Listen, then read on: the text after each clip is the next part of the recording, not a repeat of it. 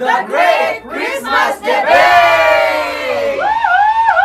Masaya na naman ito dahil magtatalo-talo ang paborito niyong mga DJs tungkol sa Kapaskuhan. Kaya naman kung gusto niyo mag-comment, mag-like, mag-share, aba, go! Ang totoong star ng Noche Buena ay lechon at hindi hamon. Kasi hamon is very ordinary. Pero ako I believe ang lechon ay pang piyesta. Yes! Pang fiesta siya. Yes! Fiesta. Okay, sige, round 1 ang nanalo ay hamon. Next, mas nakakapasko ang puto bumbong kesa sa bibingka. Agree! Naughty! No. Nice. It's a noise. Noise. Against me kung kanina. Bakit gusto niyo ng puto bumbong? Mas madalas kong nabibili in a regular day lang si Bibingka. Bibingka. Sa bakery Correct. ng bibingka. Oo. Si puto mong bongping ano lang siya. Simpang Oo, gabi. sobrang gabi. Go for puto bemba. Puto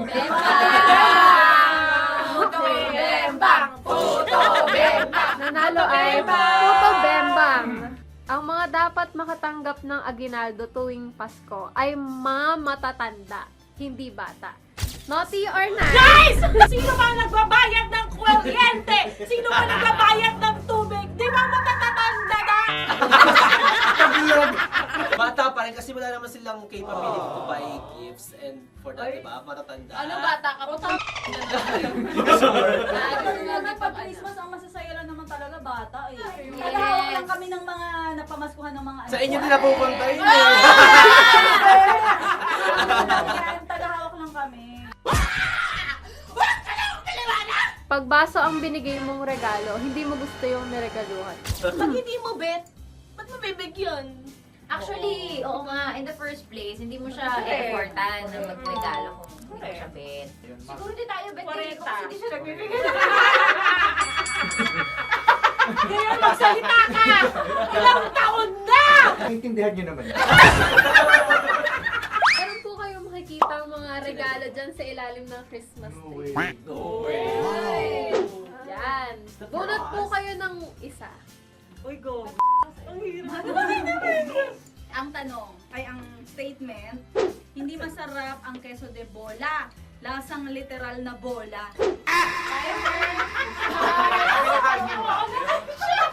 Now, 30 seconds. Hindi talaga siya masarap! Kasi, ang mahal-mahal na, tapos ang hirap ang hiwain, napakatigas! O diba, kaya doon na lang ako sa cheese na mozzarella. Yung mga cheddar cheese. Mura na, masarap pa. So, huwag na kayo bumili na ito. Bumili na kayo ako namin. Yun na lang. Pag hindi na-meet ang minimum amount ng natanggap mo sa exchange gift, dapat mo bang ibalik? Timer starts now. Hindi mo kailangan itong ibalik dahil ako'y naniniwala na siya ay nag-effort at naghirap kung ano nga ba ang mabibili sa hindi niya afford. Mahal ng pera. Pero, ayun, don't be rude. Just be nice. Yes, just be nice. And naughty. Mas iconic ang star ng Pasko kaysa sa Christmas in our hearts. Timer starts now. First of all, I don't think I cannot defend this because I myself, and I grew up listening to the one and only Jose Marichan. Jose Marichan will always be the #1 iconic Christmas songer in the Philippines. So, no, walang sinabi ang star ng Pasko kung saang network ba't galing yan. Christmas in our hearts pa rin. Merry Christmas and a happy holiday! Ako pagsasaro ay dapat nakadepende sa inambag sa kainan. Okay, timer starts now. Hindi ako naniniwala dito dahil bago ka pumunta sa handaan, dapat alam mo na maraming kakain ng pagkain mo. At kapag ako personally nakita ko na maraming kumakain ng pagkain ko, mas matutuwa pa ako. So dapat hindi tayo nagbibilang because it's season of giving. Kaya, let's Sharon. Mas masarap ang macaroni salad kaysa sa fruit salad. I beg to disagree. Mas masarap ang Mas masarap ang fruit salad. Kasi yung macaroni, parang siyang sopas na tuyo. Tapos pinalamig. Di ba? Parang gross. That's so gross! Yes. Okay. Kaya iba pa rin ang fruit salad. Ang fruit salad, meron siyang pineapple, meron siyang apple, meron siyang Star Apple! cherry. Cherry, Aday Coco. Yan. O, di ba? Very healthy. Practical na iregalo mo ulit ang natanggap mo na dati. Timer starts now. Alam mo na kaalaman. Nice.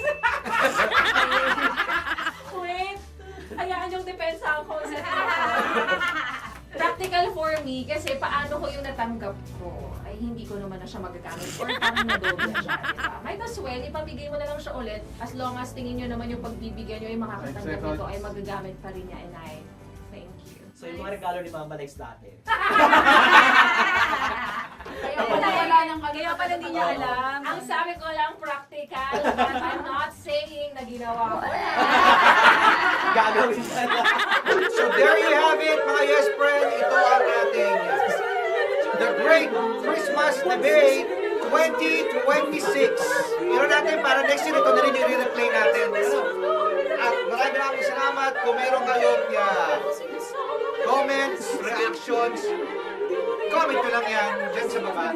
And make sure to participate because it's time for Great Debate Christmas Edition!